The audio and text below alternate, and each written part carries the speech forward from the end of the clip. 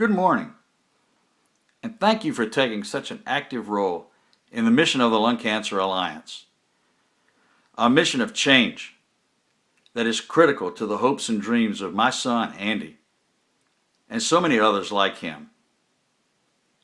Speaking of Andy, the tennis-playing stage 4 guy, let me tell you a little bit more about him. My son, Andy Trahan, is a winner. Always has been. For Andy, winning is not an outcome, it's a decision. Occasional losses on the scoreboard don't deter him, as a firm decision has been made, and he refuses to allow life to just happen to him. Here's how Andy developed the winning attitude and toughness, albeit a tender-hearted toughness, that have served him well in the 26 months since his stage 4 diagnosis.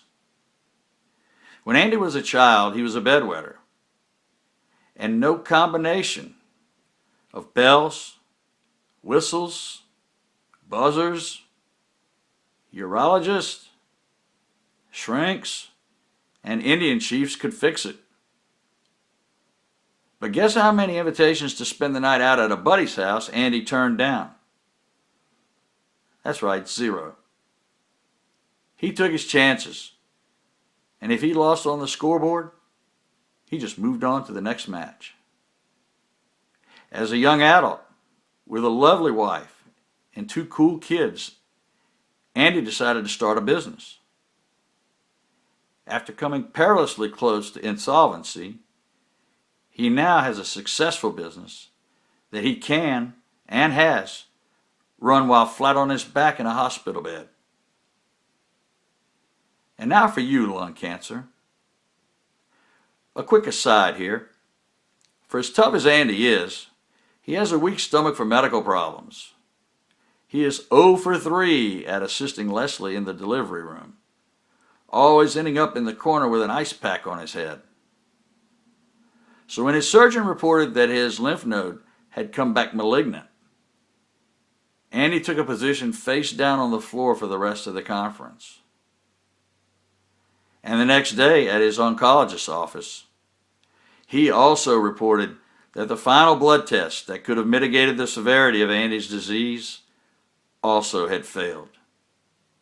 Andy stood up off the exam table and said, "It's time for me to assume the position." He promptly stretched out flat on the floor right in front of the doctor, who thoughtfully made room by almost jumping out of the door. After we assured the doctor that this was only normal behavior, Andy lifted his head off the floor and said, "Okay, go ahead, Doc."